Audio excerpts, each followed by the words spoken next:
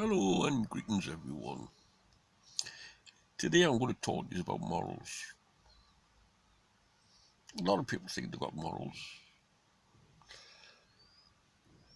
A lot of Christians think they have morals. A lot of Muslims think they have morals.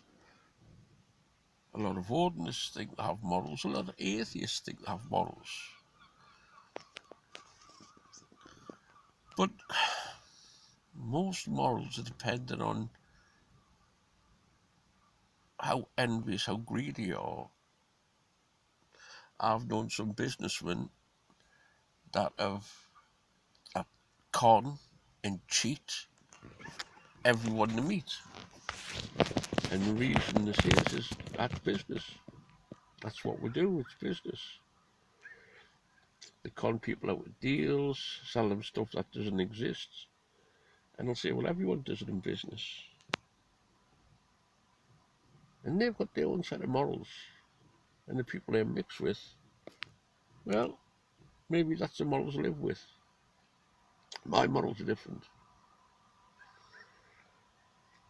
My morals say don't hurt anybody, don't deliberately upset anyone, definitely don't harm children, don't harm women, don't take off the poor. Also, don't steal. But sometimes these moral codes have to be broken. Sometimes there's no other way. Now then, years ago, I watched this video. It wasn't a video, sorry, it was a documentary. And on it, there was a woman, and all she ever done was marry criminals and live with criminals. And so she wouldn't go out with a normal person or a normal job. And the reason is, she says, for the first 5 years she was married.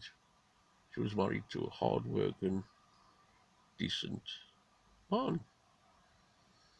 But I had some hard times through losing jobs and moving house, and when bills get on top of you.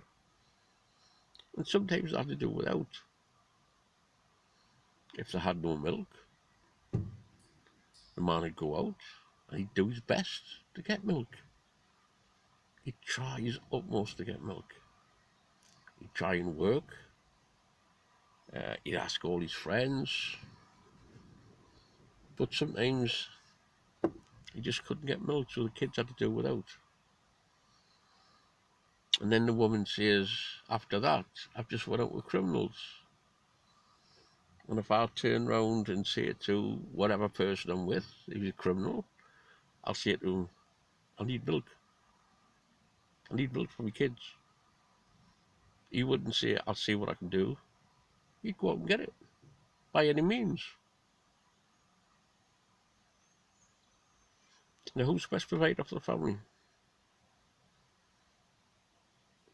I have sort of a common ground there, because I won't steal off anyone. I won't take off anyone. If I find a wallet, I'll hand it in. But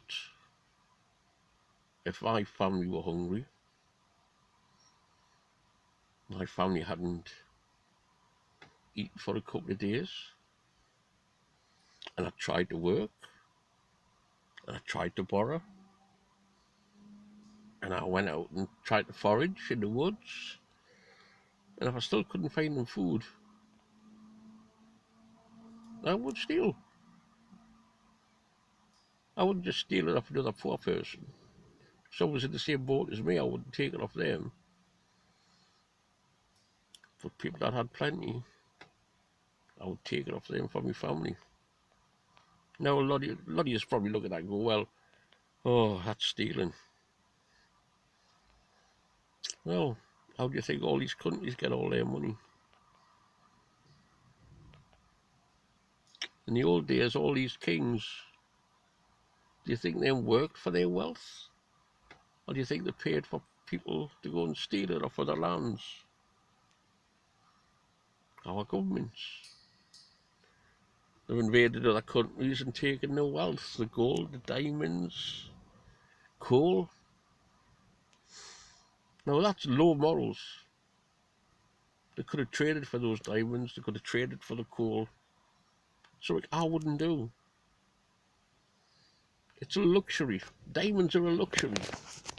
When I said I would steal, I mean, I would steal and put food on the table. If it was winter, I would steal wood. If I had to, if I had no other way of getting it. But luckily, I know how to survive. I have some good members um,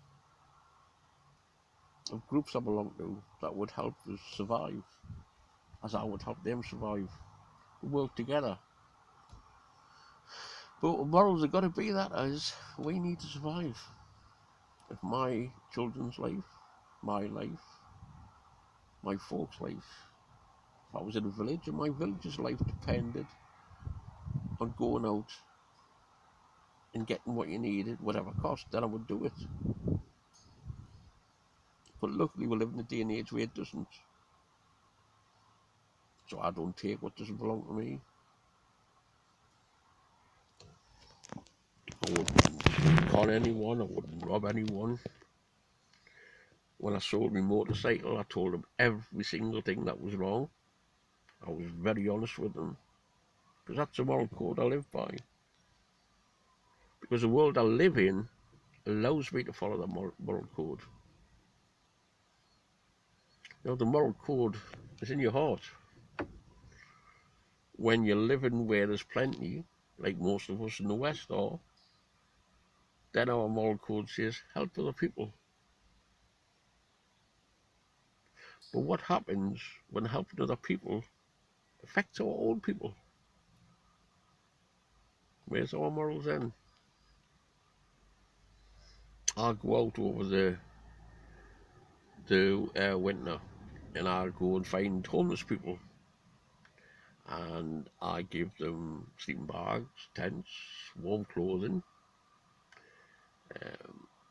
I do this every year. Sometimes people go with us, a lot of times I do it on my own. Well then, a moral country wouldn't allow that to happen, wouldn't allow hundreds of people to be on the streets. When the virus hit, they says, right, we're going to put every homeless person in a hotel. They found the money for that then. So why leave it all these years where all these homeless people are running around, well, not running around, freezing in doorways, and they get moved along by the police? Where's the morals in that? So people need to think more. What makes a good person? What makes a bad person? I don't believe in good and evil. What's an evil act for one person may be a good act for another person. When the Second World War was on, the French resistance were classed as heroes to the British and the French because they were defending their lands. But if it was the other way around, they'd be classed as terrorists.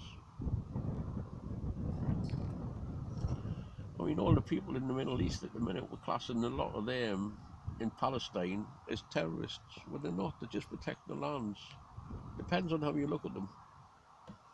I know to the Israeli people, the Jewish people, them see it as their land.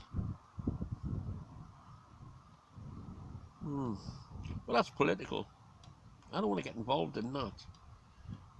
You see what I mean? One people may see them as good, people may see them as bad. Some people may see the Russians as good people. Some people may see them as bad, same as the British. A lot of people look at us as bad people, a lot of people look at us and say, oh, well, they've done good for it. It all depends on your position you're in to know what's good and what's bad. But I hope all you are watching here understand what's good and bad. And the reason for this is, I've mentioned it there, winter coming up, there's a lot of homeless people out there. A lot of charities need help. Part of the moral code of following our faith is you help those less fortunate. Odin wanders the land and he knocks on the door. And the people say wonder are there, lost, cold, hungry. And they take him in, and they feed him, and they give him warmth, give him shelter for the night. That's how our people are. So let's say a lot more charitable work than Bible. It's what makes us who we are. Makes us good people. Good morals. And yet they're the same people that went to Lindisfarne and took slaves, took gold, took silver. You think that's an evil act. And then you look at what Charlemagne done. The Nordic people decided to hire mercenaries to defend the lands. To do that, they need gold and silver. They need slaves for money. And I remember Lindisfarne happened only 5 years after Charlemagne massacred all them people. So was this a retaliation to get money to hire mercenaries to defend their lands? So was that a good thing or a bad thing? Again, if you ordered the priests in the monastery at Lindisfarne, it was a bad thing. If you were a member of the Nordic race who were being invaded by Charlemagne and you needed money to defend yourself, it was a good, necessary thing. It's all about your perception of morals. Anyway, try to be good. He'll cheer. He'll hear the old father. Stay safe. Help your fellow man wherever you can. Toodles.